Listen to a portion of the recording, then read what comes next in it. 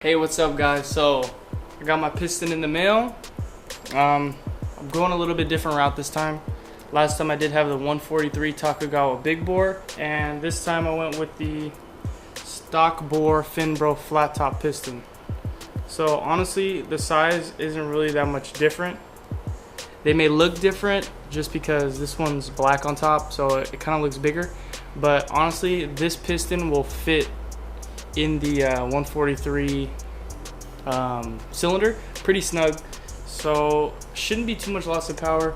We'll see once I get it put in, but basically I'm just gonna go ahead and get these rings clocked. I already have them gapped, I already have them on the piston.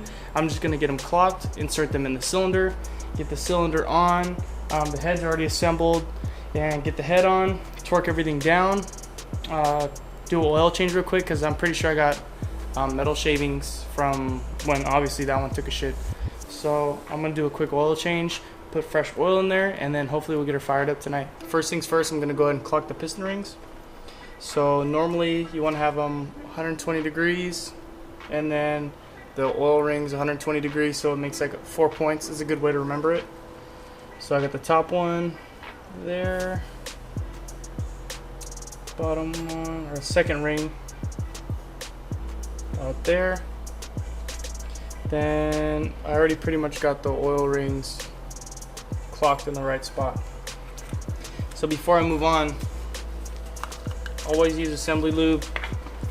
First startup is always the harshest, just because it'll be really dry.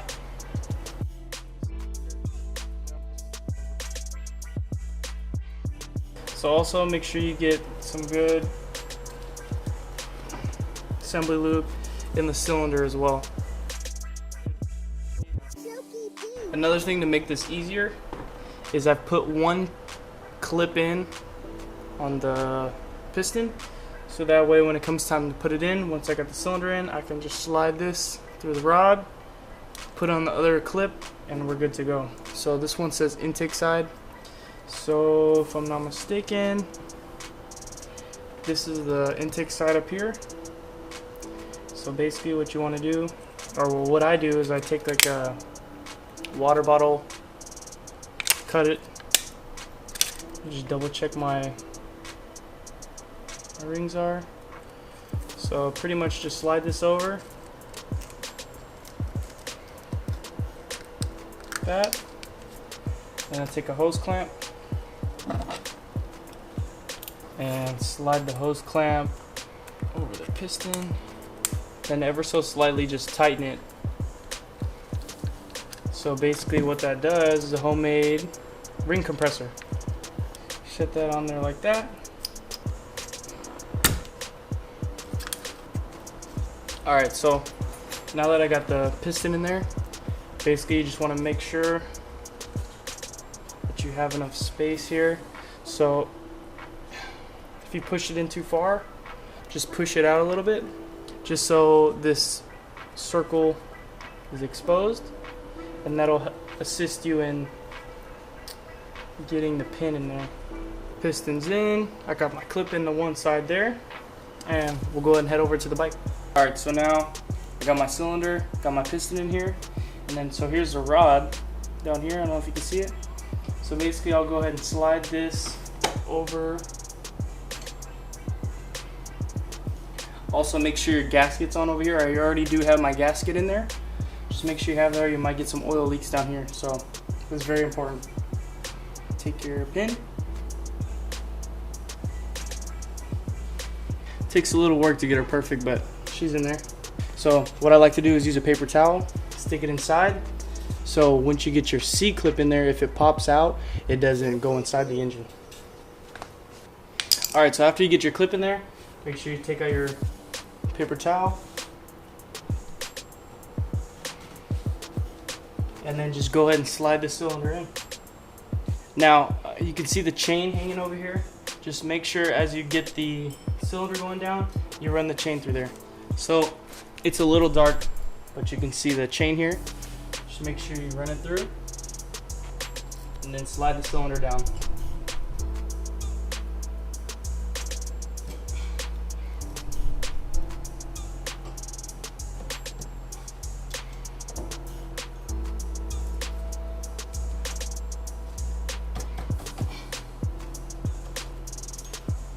Alright, so now that that's seated, I'm just gonna put the cam chain roller in here. Alright, just make sure that the little roller goes in between the chain, the top and bottom.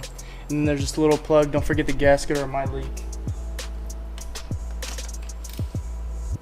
Alright, now grab your head and your gasket. I did put copper seal in here just a little bit. I personally like doing it from my experience with working with like Honda motors. A little copper seal spray won't hurt. So just go ahead and throw that on. So I like to put it on the cylinder first and just make sure you got the tab facing up and then towards the left side of the bike. Feed your chain through, then just slide your head on. And also once you slide your head on, just also make sure to feed the chain through as well. Alright, just make sure the dowel pins line up in there, and then boom, you got your head on. I'm gonna throw the 4 head bolts on, and then there's 2 8mm bolts right here that go inside as well. So when I take these off, I make sure to lay them out just to make sure that they pair back to the exact bolt it came off of. I know you don't really have to do that, but it just makes it easier for me. And then also you got your 2 8mm bolts that go right here next to the cam chain. Tighten up these 4 first and then tackle those 2 so that way the head seats on there perfectly. So I'm just gonna get them snug first, just hand tight, and then I'll grab the torque wrench and then I'll torque these down. Alright, so now that I got all those hand tight, I'll go ahead and grab the torque wrench, and these are supposed to be torqued down to 24 foot-pounds. And then these 8mm ones, I don't really torque them because they're really small. Just do them hand tight. I mean, they're 8 mils, you don't want to snap them, and they're just like extra assistance on keeping the head to the cylinder. So alright, so my camera battery died, but I got these torqued down, 24 foot-pounds of torque. The 412s are here, and then hand tight quarter turn on these 8 mils. Alright, I do have the bike top dead center. I have marked on the chain before, prior to taking apart, where the chain lined up with the sprocket. It just makes it easier when you're lining the top dead center up to the little notch inside the head. Alright, she's still top dead center. She lines up right there with the notch in the head. I'm just going to go ahead and put the bolt on. I'm just going to check the valve clearances real quick. It should be alright, like I said, but I mean, it's dead cold. It won't hurt to check them out real quick. Alright, that's top dead center. Alright, so this top one is a little tight. I'm going to go ahead and adjust it real quick. Alright, I like it.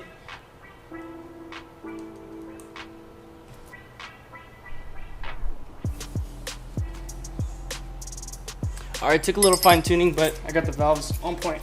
So I'm going to go ahead and put the tappet covers on. I'm going to go ahead and throw the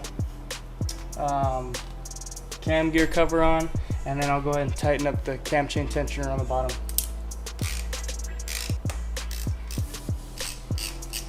Alright, I'm going to go ahead and throw on the throttle body spacer gasket thing, and then get the throttle body bolted on.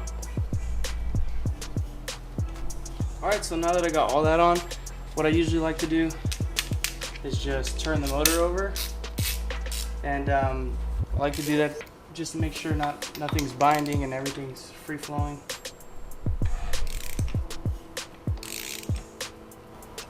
Alright, nothing's binding up, so I'm just gonna go ahead and start putting all the harnesses back together, put the exhaust on, and then I'm gonna take out that side cover and drain the oil.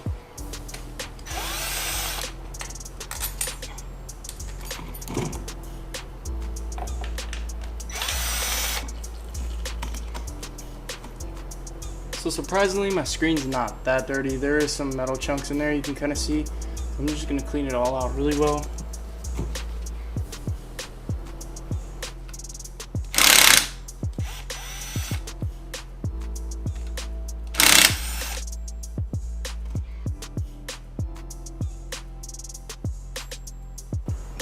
Metal shavings.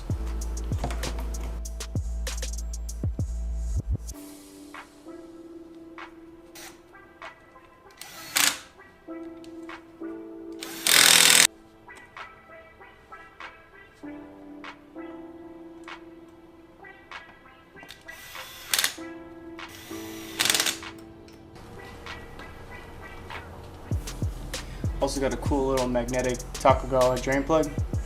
help catch some of the metal shavings as well.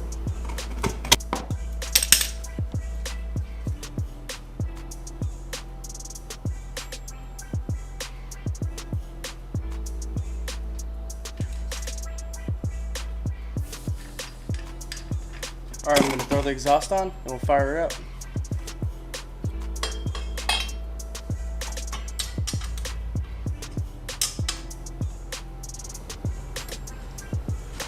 Wait, are you rebuilding your entire motor tonight?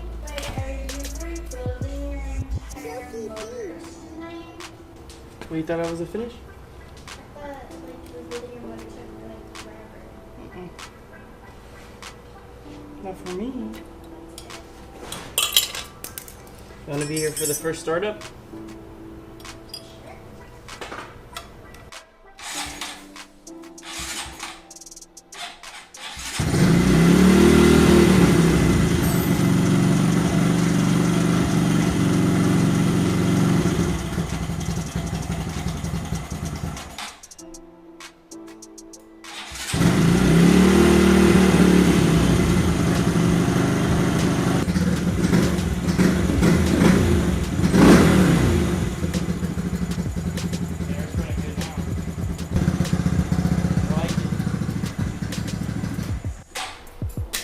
There you go, she runs. She's all good. So tomorrow, it's pretty late tonight, so tomorrow I'll put the wheel back on and then put the cowl on and go take it for some test rides, let the ECU auto learn the new setup, and then hopefully she's all good. Alright, well that's all I got for tonight, guys. Peace out.